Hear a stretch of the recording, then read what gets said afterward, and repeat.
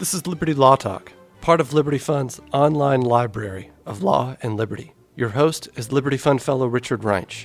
Our web address is libertylawsite.org, where you can subscribe, comment, find other episodes and links related to today's conversation. Our email address is lal@libertyfund.org. Today we are talking with Randy Simmons about his revised and updated edition, Beyond Politics, The Roots of Government Failure. Professor Simmons is a professor of economics and director of the Institute of Political Economy at Utah State University's John Huntsman School of Business. He is also the former mayor of Providence, Utah, and he is a senior fellow at the Independent Institute and the Property Environment Research Center. He is the author of The Political Economy of Culture and Norms, Informal Solutions to the Commons Problem. He is also a contributing author to many volumes, but one book in particular, Rethinking Green, Alternatives to Environmental Bureaucracy. Randy, we're glad to have you. Thank you for coming. Thank you. I want to ask you at the beginning, so your book is about public choice methodology and really bringing that into dispute and controverting welfare economics, which really provides a lot of the concepts and terms that help us think about the regulatory state, or that, I should say, justify the regulatory state and the vast administrative bureaucracies that regulate and control pretty much everything we do. And a lot of the terms, that market failure, public goods, imperfect competition, imperfect information, justifying regulation, come from welfare economics. So sketch for us, what is public choice and why should it be the baseline for our thinking about the workings of government? I think it was George Stigler who said that he chided economists for identifying all of the supposed failures of markets and then assuming that government could fix them. He said it was like listening to two contestants in a singing contest, and after hearing the first one, just awarding her the. I think he said it. Listening to the two contestants, and after hearing the first one, she was so bad they just awarded the prize to the second one without even hearing that one sing. Humans are wonderfully imperfect, and our institutions are imperfect as well. Markets are that way, but our governments are even more imperfect. And when you what the welfare economists did was they established this framework for analyzing how markets work. They compared market outcomes to what you would get if you had a perfectly functioning market inside of some mathematical model, and said, "Oh no, it doesn't work as perfectly as our models say that it should." And but then they didn't apply their analysis to government, and so they just assumed government could fix problems without ever analyzing government. And what public choice did was it took the same tools that welfare economists use for looking at markets and applied them to government. And we end up with realizing that government failure is a huge problem. And government failure just covers a host of issues, but it's government failing to produce the outcomes that it could. And I think we show in Beyond Politics that not only does government do less than produce less outcomes that are not as good as it ought to, but worse outcomes than it could if we actually restricted the scope of government. So there's really an unfair comparison to begin with. There's some Platonic, or insistence on Platonic protection for the market, but not for government. What is the substantive vision of welfare economics? Is it a regulatory, technical, perfectionist aim? Is there egalitarianism at heart? Is there a belief that the market itself is unjust, or that it's just too messy, things can't be predicted and controlled, we don't like that? I mean, what seems to be driving this thing philosophically? Welfare economics just becomes a tool that can be used by people with lots of different ideologies. One is sort of the just a positive look at markets and say, oh, they aren't perfect. But the next step is to take the normative step, which is to say, because they don't produce the equality that I would like in the world, we have to fix that. So most of the arguments that you actually see about promoting equality, I think, are based out of welfare economics, even when people don't realize that that's where their basis is. I was thinking, you mentioned government failure, of course, at the beginning, and just kind of thinking of the public reception, understanding of government failure. I mean, at one level, there seems to be a broad belief that government is inept. That it's certainly corrupt. There's a lot of corruption inside government, particularly amongst politicians. There's, regulatory capture. That seems, people may not use that term, but they seem to kind of understand that. And even if you're thinking about current trends, we don't see an overwhelming belief that the government's going to be able to, efficiently administer Obamacare. At least I don't sense that. But yet there's also contradictory impulses, I think. In particular, with Dodd-Frank and the Consumer Financial Products Bureau, I think, if you were to throw out what the CFPB is doing, so this monstrous bureaucracy created by Dodd-Frank to regulate credit, essentially, and how banks and a lot of institutions, theoretically every institution, how they operate and interact with applying credit, et cetera. People say, oh, that's a good thing. That'll protect people. We like that. Or, even thinking of the oil spill, the massive oil spill of British Petroleum several years ago in the Gulf of Mexico. There was no real discussion about the problems and the incentives that led to BP to be drilling a mile deep way offshore. There was just kind of an assumption that BP was bad and the government was needed to step in and fix it. So I guess it seems, we laugh now about the idea of the best and the brightest, yet at one time people really believed in that notion of smart people being in government fixing things. So, where do you, I'm curious to get your reaction on that. Where do you sense people are and recognize this problem of government failure? I spent 10 years in local city government. I live in a town of under 7,000 people. I was on the city council for 6 years and mayor for 4 years.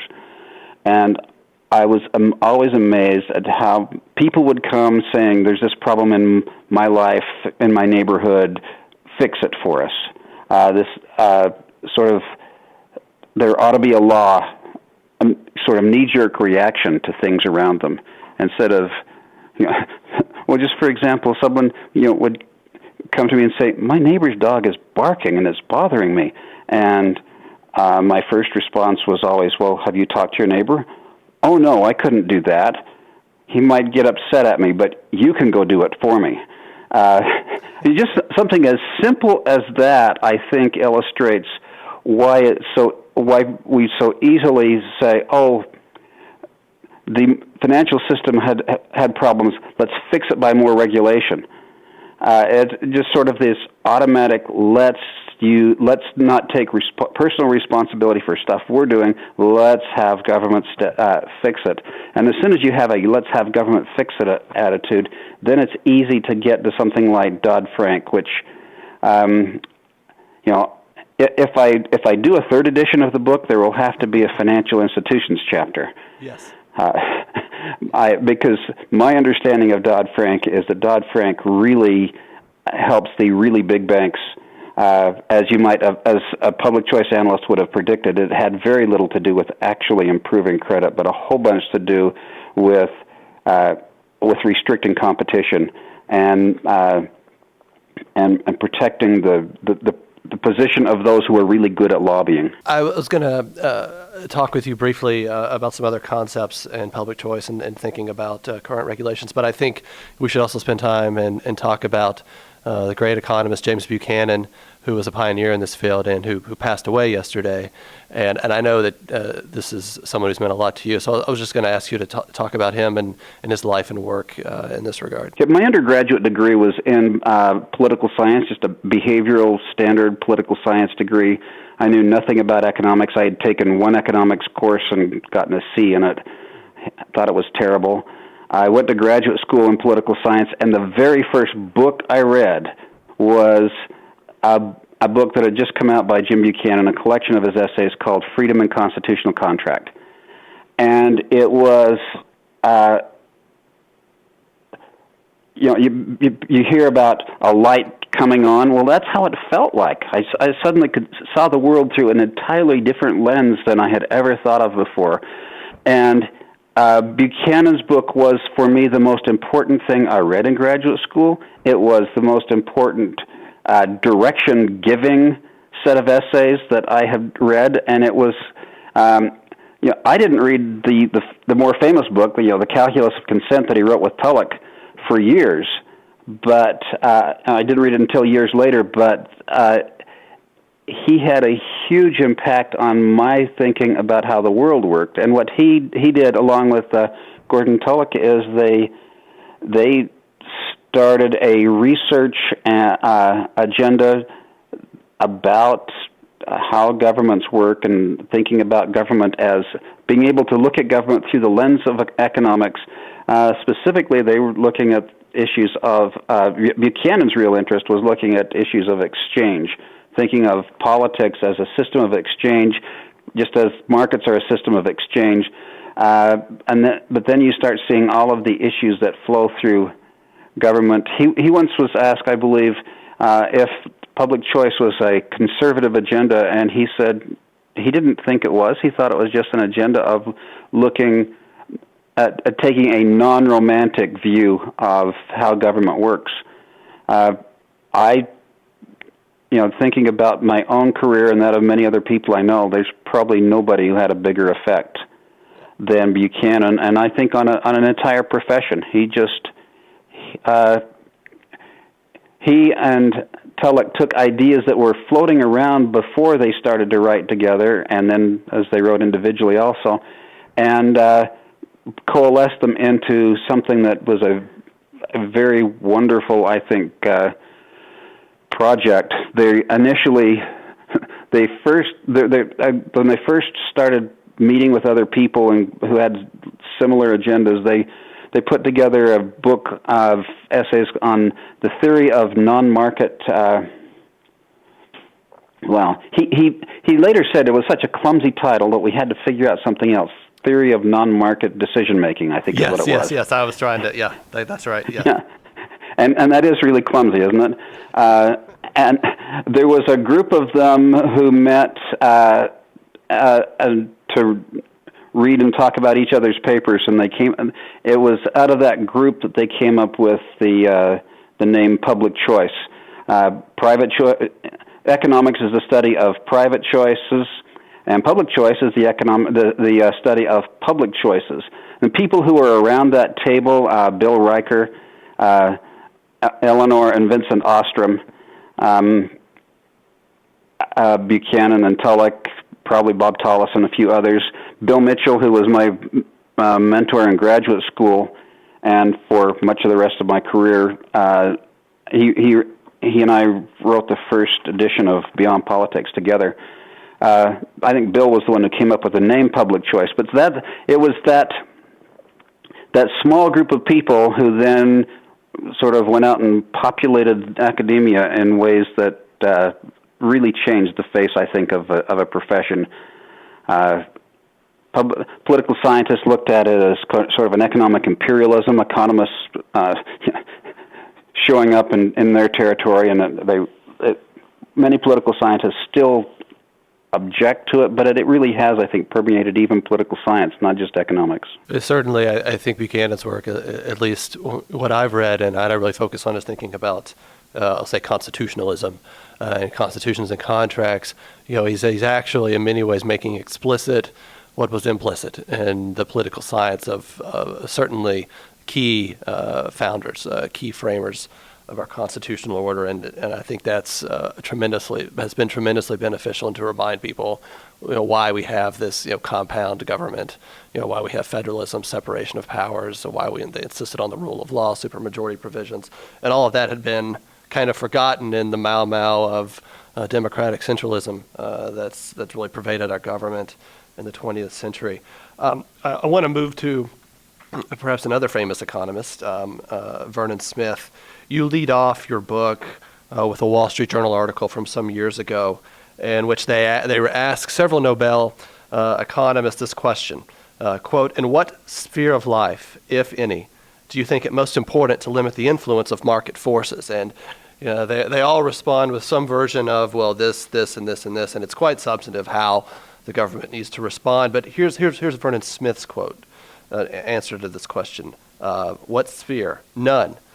Because markets are about recognizing that information is dispersed in all social systems, and that the problem of society is to find, devise, and discover institutions that incentivize and enable people to make the right decisions without anyone having to tell them what to do.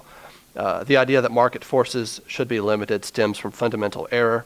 This is the wrong question. And I want to unpack that, particularly this idea of information and localized information and knowledge, which is certainly at the heart of what you do as a public choice thinker, along with other, we might even say it's a pillar, I would think. This information, localized knowledge, but in light of also a belief that with the digital revolution, we can handle a lot of information well.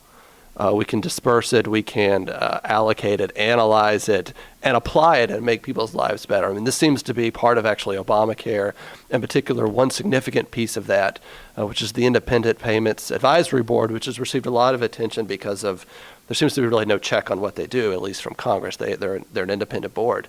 And can make decisions about procedures, the costs, what will be reimbursed, what will be offered to seniors. And this is actually going to hold healthcare costs down because they're going to aggregate knowledge all over the country. So where are we going wrong? Am I right? Are we just too confident about information? Do we need to really think more about this problem that Vernon Smith was identifying? We're back to the socialist calculation debate of the 30s. Where the assumption was that we could get good enough at managing information that we would know how to run markets. And if we go back to that quote from Vernon, it's running people's lives, because he says you want systems where people do what they ought to do without anybody telling them to. And here, this is an assumption that we can gather enough information and then tell people what they must do. So it really is back to that same debate that Hayek was having with the socialists in the 30s. But I was reading yesterday in Tyler Cowen and Alex Tabarrok's macro textbook, which is now in its second edition. And they had a question at the end of the chapter about if you had 1 million people and there were 1 million things to know, and if you provide that information for all 1 million people, or you provide a third of it to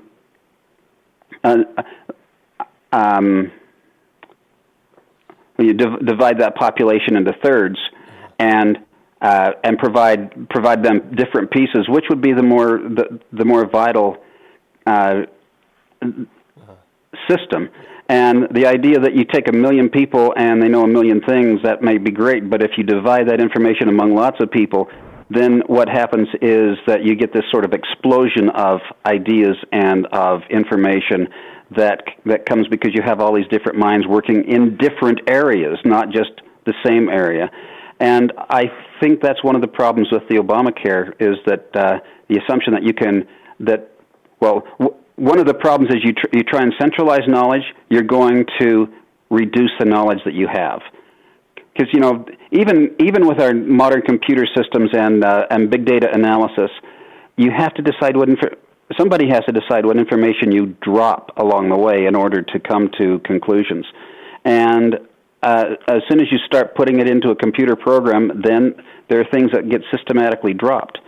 And we end up, but if you allow individual people out there making their choices in a system where they're actually responsible for their choices, you're going to get new information that none of us can actually anticipate in any way. And that's the problem, is that the assumption is that with Obamacare we can anticipate solutions. Now, I'm not saying that our healthcare system works even close to perfect, because it is such a mishmash system. But even so, I think that if you allow markets to work in that system, you'll have far more information, far better choices than we will if we try and centralize. Because as soon as you centralize, even with big data, you're going to lose important information, and draw and simplify in ways that just don't reflect reality. It's interesting to think too. I mean, one basic problem of our healthcare system is our pricing data is not exactly reflective of consumer choice. One reason why is the third-party payer problem. I guess the majority of Americans still get their health care from their employer. And of course, there's this, I'm not actually making decisions with my own money. Health savings accounts are an attempt to get at that. But Obamacare does nothing about this problem. It seems to be an interesting comparison. I don't know, I was just thinking of Walmart and how many prices they have to set every day. It's a huge number, but of course, what are they relying on to set their prices? What would healthcare under Obamacare rely on to set prices are two very, very different things, as you could discuss. I wanted to think also about this idea of just trade-offs and people saying, I'm willing to trade economic growth or even, think about all of these sectors, the financial sector, the healthcare sector, entrepreneurial vitality for some sort of stability, for some sort of democratic baseline of services that would be offered if the government regulates it. How does public choice respond to those sorts of claims? With a huge amount of skepticism about the abilities of government agents to actually accomplish what they set out to do, not because of waste, fraud, and abuse. We know that will be there, but it's not a waste, fraud, and abuse analysis. It's an analysis of incentives within institutions and information flows within institutions. As a bureaucrat, when I make a decision, there aren't feedback systems that tell me if that was a good decision or a bad decision. At Walmart, they put a price on something, and the feedback mechanism is, do people buy it? And how many people buy it at that price? Or when they put something on the shelves, is it something that people actually buy, even if it's a very low price? And some things people just don't want. But if you're a bureaucrat, you don't need to know that. You just can establish rules, and you don't ever get the feedback to know if it's a good thing or how well it works necessarily. At least not the way that you do in markets. So it's an information and incentive problem that's what a public choice analysis would look at with that. I'm thinking of, so obviously a huge part of what you've done with your research and other public choice scholars do is really set forth a positive empirical case for government not being able to regulate well in a lot of areas. How does that inform or normative arguments, or what are ends and purposes of government regulation, or of things that we should place beyond politics? And also, alternatively, I'll ask you: so what can politics do? What do we actually want the government doing, and how should we think about those sorts of questions? If you look at purposes the American founders thought about, those are the same purposes that I think we still have today. You want a system of providing for the common defense. Buchanan was asked if he was an anarchist, and in the introduction to Freedom and Constitutional Contract, he said, philosophically, I'm an anarchist. Realistically, I'm a contractarian. Because my ideal world, I don't think, would last very long, the world of anarchy. Now, there's some really cool anarchy theories that are around that he just rejected, and said humans are too imperfect. We couldn't live in the Robert Nozikian world. We have to have some form of contract, and his form of contract is you provide for the common defense. You provide a way for people to ways to enforce contracts, a system of law and order, and not necessarily much beyond that.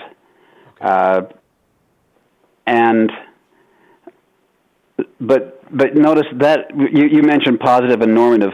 Anything beyond that becomes sort of normative positions, saying, there are many people argue that you have to have governments to provide a monetary system. The data don't show that that's necessarily correct.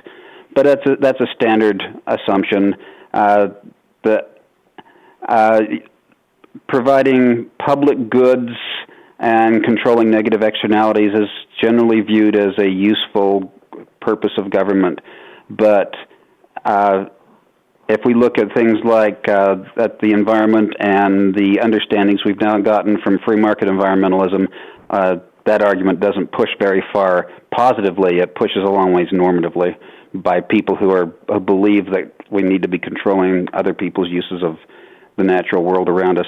Actually, let me say the world around us, because who knows what natural means. Yeah, I was thinking of, you talk a lot in the book, in the section on law, about Ronald Coase's work.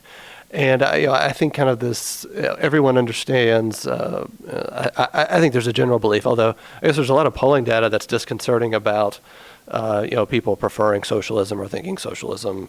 They don't say work, but they think it's, just, et cetera, which is it's really strange to me. But thinking about this idea that there's just a lot of places that markets don't work, one of them being the environment, other areas, healthcare is another we've been discussing, maybe even finance. And I think about Coase's idea of property rights, which is, we've talked about prices, we've talked about information dispersal and needing to act on local knowledge. But there's this other thing out there of property rights and transaction costs that really don't factor into people's common way of thinking, but is about government and its inefficiencies. But Coase emphasizes it was a revolution in thinking. And but I'm also curious to know, how do you get around the transaction cost problem? Because that seems to be something that still looms large and in favor of government regulation. The welfare economics argument is that there are these market failures, and one of the biggest market failures is externalities, the costs that I create for others by my actions, and the costs that I don't have to pay for. And that is really standard analysis. It's taught in every undergraduate and graduate program. And Coase said that's just wrong.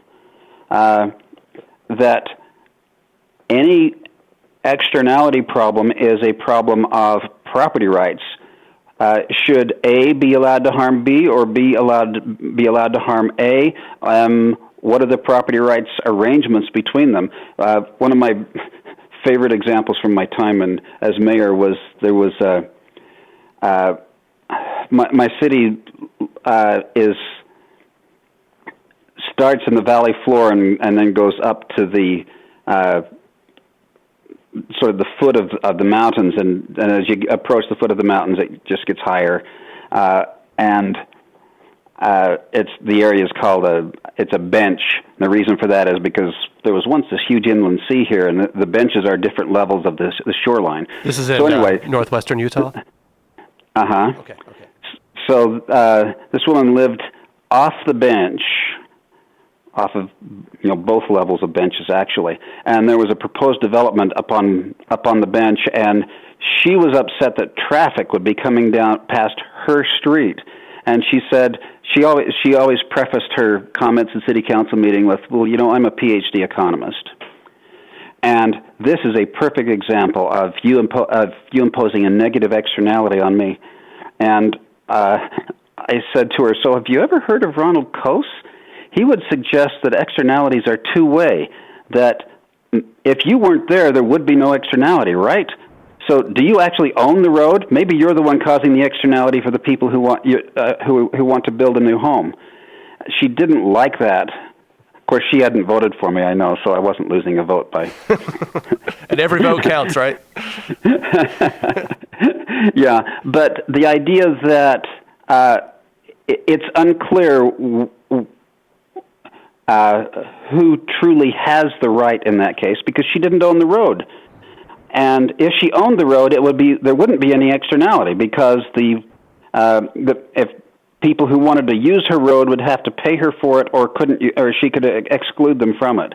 Now then, the question is, how do you develop a road system that's entirely a private property system? Gordon Tullock once said he's never seen the libertarian case for city roads, and he may be right about that. But that gets back to your question about the transaction costs.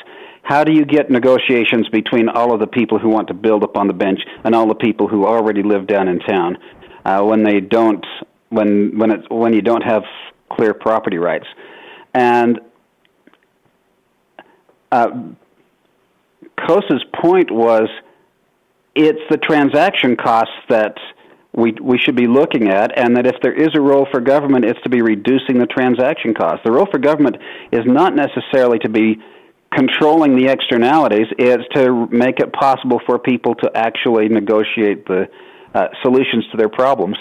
And Terry Anderson at PERC, the Property Environment Research Center, argues that there are no externalities. That externalities is a word that just leads us in incorrect directions. That what we have is, because we have unclear property rights, then what we have is this arena where entrepreneurs could try and find ways, if government allows it, could find ways of allowing for the actually create wealth. To solve the problems, to create new institutions for solving the problems, like in the case of say in Montana, where you have these huge rangeland areas that are privately owned, and elk come down in the winter and then go back up in the mountains in the summer, and it's how do we solve the problems there? And the problems that have been solved for preserving that elk habitat is these it's private institutions that have come in and created these long-standing easements essentially for elk, and they've paid the ranchers to be able to have the elk there. It's a very odd and interesting system that you would never have thought of if you'd just done a market analysis problem and say, oh, these ranchers are destroying elk habitat. Yeah, they own it, but they're not allowing the elk to come down there. Instead of recognizing there's a room for a political entrepreneur to come in and create new institutions. That's a long-winded and not necessarily very clear answer to your question, but if you create an arena where somebody can figure out a way to bring the parties together in ways that none of us have ever thought of, then we can have solutions to problems.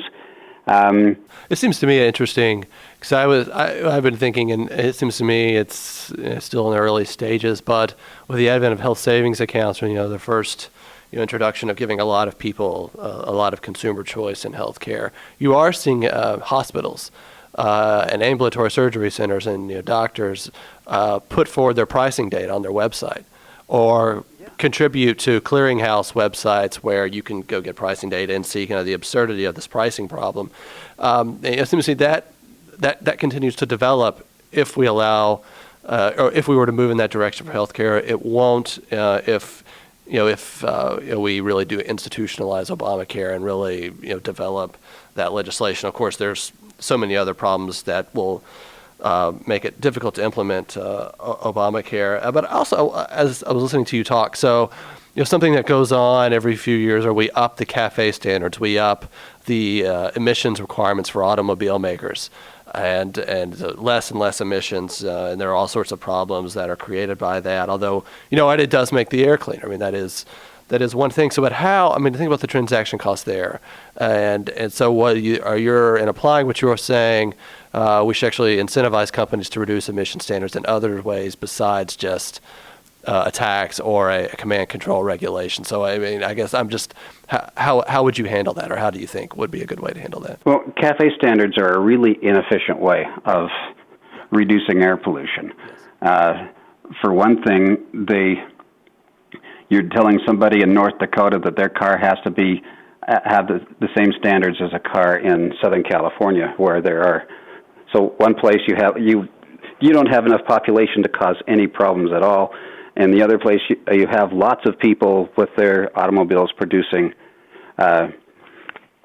stuff out of their producing emissions that then coalesce with other emissions, and you get all the chemical reactions, and you end up with smog problems.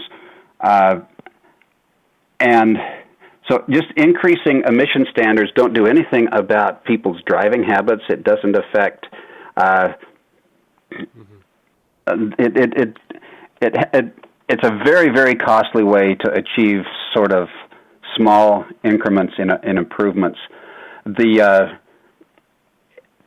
A much more efficient way than that is simply. I've just been writing about carbon taxes, and I'm in general very suspicious of them. But a much more efficient system is a tax on gasoline, and you would get far better improvements. You would actually get demand for vehicles that have higher mileage standards if gasoline were more expensive, and it would be far less expensive to the economy, to people individually, to have a system like that where it actually affected individual choices than a system of regulation. Regulations they don't affect choices in the way that prices do. And so it's possible to make arguments that if you have externalities where people just cannot come together in any meaningful way, that a role for government is to figure out a way to get prices more closely to where they would be, where they ought to be to solve the problem. And so I hate to be arguing for taxes, but this is one case where a tax would be far, far better than the system that we have adopted. Yeah, I mean, I think, right, as one goal is efficiency and allowing wealth to grow, allowing people to create wealth in the products and services they provide. So yeah, I understand your point. I want to maybe we can end on a hopeful note, and I just wanted to get your thoughts. So, promising reforms, and of course, this is such a vast area. I mean, so many different parts of our lives are regulated and come under what we call the regulatory state. But I was just thinking through. So, there's two things pending right now. One is enforcing a cost-benefit analysis on courts. Some people are writing about this, that the federal courts would actually have to apply a cost-benefit analysis test against bureaucracies when they propose rules. That would be something that in a court's toolkit. And then also requiring rules that have a significant cost to the economy to actually be passed by both the House and the Senate. And also I was just going to ask you, I mean, 3 books, or maybe one or 2 or 3, I don't know, that really help us understand the problems we've been discussing today. If you could leave us with some recommendations, I think that'd be good. Ask me that again. Are you saying 3? Did you say 3 books? Well, I don't know. I was just thinking of some things that help people get a handle on thinking about the regulatory state. I didn't know if there's anything you had read recently that you could recommend. So I was just curious. Michael Grieva has a recent book about that. Yes. He's one of the bloggers at Law and Liberty. The Upside Down Constitution. Yeah, applying Jim Buchanan's work to thinking about the Constitution. Yeah, it's wonderful. His work is some of the best around, I think, on that topic. If you're looking for a completely satirical view, but actually has really deep insights. Anything that P.J. O'Rourke has written is for students to read P.J. O'Rourke, even something as old as the Parliament of Horrors, is a good way of stepping back and saying, oh, let's think more seriously about how things get organized, looking at welfare, for example. What else that's recent? Terry Anderson and Don Leo have just they have the newest edition of free market environmentalism, which I think is a really hopeful view of how we might have environmental protection, but have it done. And going back to the Vernon Smith quote about where you have institutions that actually encourage people to do the right thing as opposed to try and tell them what the right thing is. So those are a couple, I think, quite good examples. Okay, so and just thinking going forward, what are promising reform ideas or efforts that you see out there for dealing with? Well, any effort to try and get courts to actually have to recognize the cost of their decisions, I think, is a really important thing. For example, in the Endangered Species Act, the legislation specifically prohibits the court from considering economic any economic considerations. Okay. You're only looking at the particular species. So if in order to... So that's why we get these absurd situations of the snail darter and, millions of acres being, can no longer be farmed or made productive, et cetera. Yeah, you look at southern Utah, for example, you have the Utah prairie dog that's protected, and they have whole cemeteries and golf courses that can't be used because you've got prairie dogs in them. Okay. We could spend a long time talking about that, but the court cannot look at economic considerations for that. So if courts were required to look at economic considerations, of course you get lots of competing arguments about them, but at least you could have the arguments. Yes. And I really am in favor of legislative bodies having to approve regulatory decisions.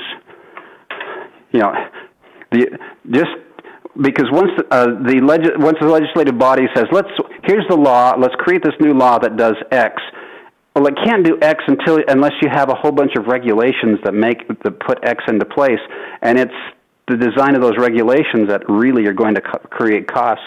And so I would think if you sent back to those legislators the results of their legislation, first of all, you would have a better analysis of the effects. Secondly, you might actually get legislators to recognize the costs that they do create for people, often unintentionally.